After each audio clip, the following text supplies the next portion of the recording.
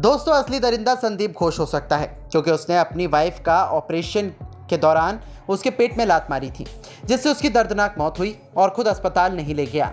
आसपास वाले पड़ोसी लेकर गए। एक नए वीडियो सामने आई है जो कि अस्पताल की है।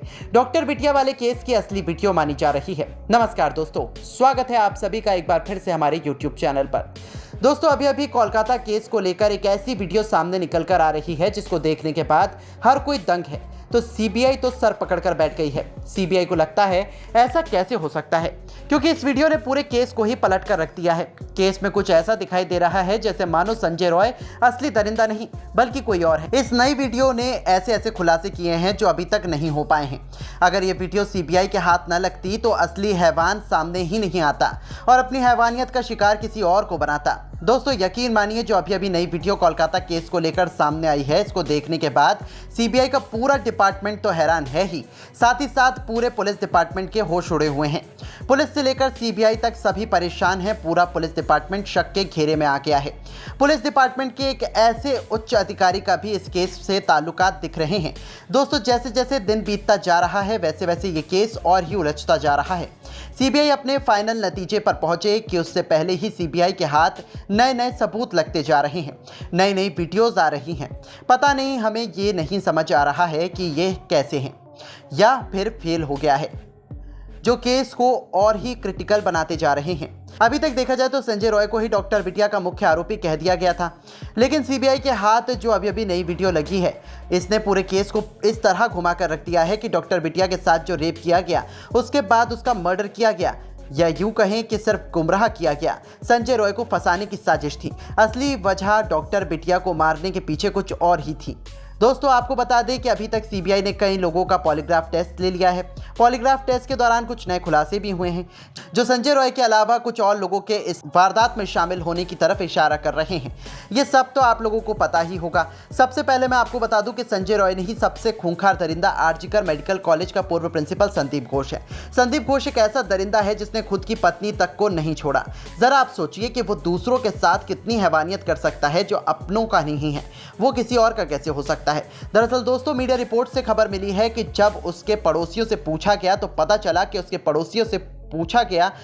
चला दरअसल मीडिया रिपोर्ट के हवाले से खबर है कि जब उसके पड़ोसियों से पूछा गया तो पता चला कि संदीप घोष की पत्नी का ऑपरेशन हुआ था और संदीप घोष गुस्से में आकर पत्नी के पेट में लात मार दिया था, जिससे उसके पेट के अंदर टाके टूट गए थे और ब्लीडिंग होने लगी। फिर भी वो दरिंदा देखता रहा, उसकी पत्नी तड़पती रही, इसको दया तक नहीं आई। अच्छा, ये बताओ, अगर दरिंदा ना होता तो ऐसा क्यों करता, उसको मरने तक के लिए वहीं पर छोड़ दिया। लेकिन पड़ोसियों से ये सब दर्द देखा नहीं गया। पड़ोसी ने उसे अस्पताल तक ले जा रहे थे, तभी बीच में इसकी पत्नी ने दम तोड़ दिया था। अभी इसकी पत्नी नहीं है। तो दोस्तों, देखो कितना दरिंदा है ये संदीप घोष। दोस्तों, पूरे भारत के लोग गुस्से में हैं। संदीप घोष को फांसी देने की मांग कर रहे हैं। बताया यह भी जा रहा है कि संदीप घोष अस्पताल के अंदर लड़कियों को भी लाता था, साथ ही साथ अपने दोस्तों को भी लड़कियां लाने के लिए अलाउ कर रखा था।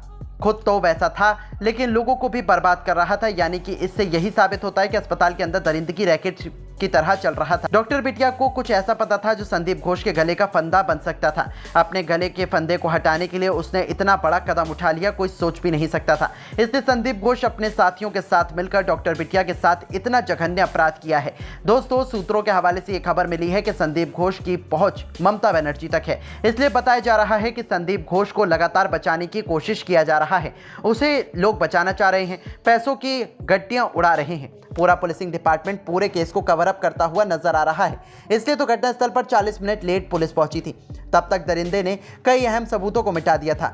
जब पुलिस पहुंची तब तक वहां पर कोई सबूत था ही नहीं। इसके अलावा सिर्फ संजय रॉय को फंसाकर पूरे केस को क्लोज करना चाहती थी। लेकिन कहते हैं ना कि चोर कितना भी चालाक क्यों ना हो, लेकिन कोई ना कोई सबूत छोड़कर ही जाता है। इस केस में भी कुछ ऐसा ही दिखाई दे रहा है। कोलकाता पुलिस लेकिन अहम वक्त पर सीबीआई आ गई, नहीं तो डॉक्टर बिटिया को कभी इंसाफ मिलता ही नहीं। अब पूरी उम्मीद की जा रही है कि डॉक्टर बिटिया को सीबीआई के आ जाने के बाद इंसाफ मिल सकता है। लेकिन अभी दोस्तों, ऐसे पेच फंस रहे हैं, ऐसे नए सबूत मिल रहे हैं। कुछ ऐसे भी सबूत हैं जिनकी तलाश सीबीआई कर रही है, लेकिन अभी हाथ कुछ नहीं लगा है, जो कि डॉक्टर बिटिया के इंसाफ मिलने में रुकावटें पैदा कर रहा है।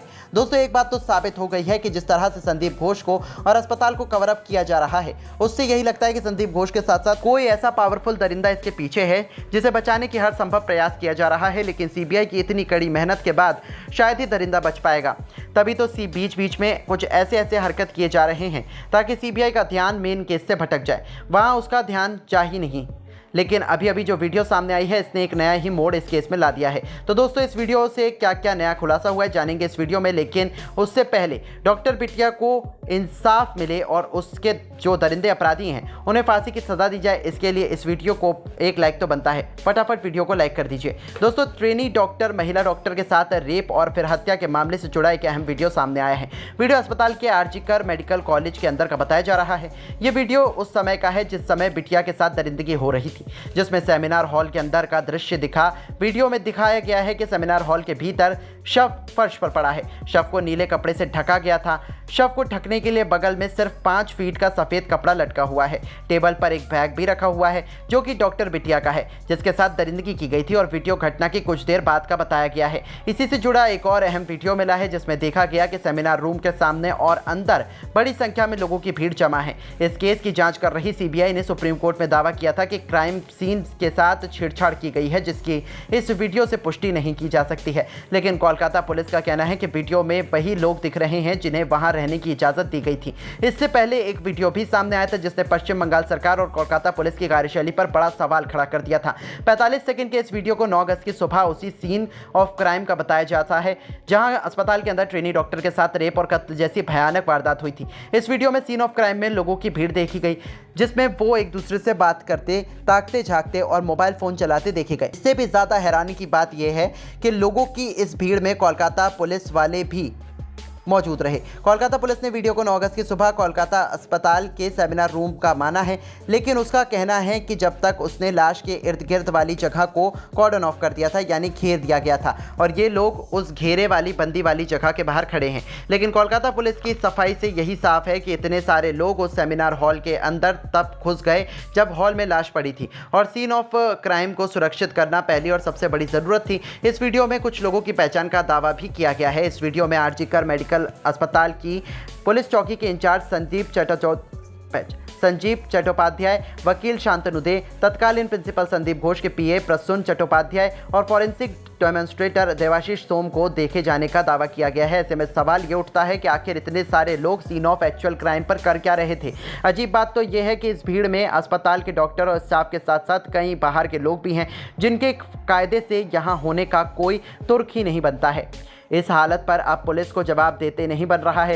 हालांकि कई एक्सपर्ट सवाल उठा रहे हैं कि तब तक जब जांच की शुरुआत भी नहीं हुई थी तो पुलिस ने ये कैसे समझ लिया कि जहां लाश पड़ी है वहीं कत्ल हुआ था। ऐसा भी तो हो सकता है कि कत्ल यहां हुआ ही नहीं हो, या फिर सेमिनार हॉल के ही किसी दूसरे हिस्से में हुआ हो, या लाश को खींचकर दूसरे कोने में लाकर फेंक दिया गया हो। ऐसे में पुलिस ने सेमिनार हॉल में लोगों को एंट्री कर देखिए दोस्तों किस तरीके से इस पूरे केस के अंदर लगातार कई तरह के मामले निकलकर सामने आ रहे हैं। आपको बताते चलें कि ऐसे में कई सवाल भी उठते हैं। सवाल ये उठता है कि आखिरकार इतने सारे लोग सीन ऑफ एक्चुअल क्राइम पर क्या कर रहे थे।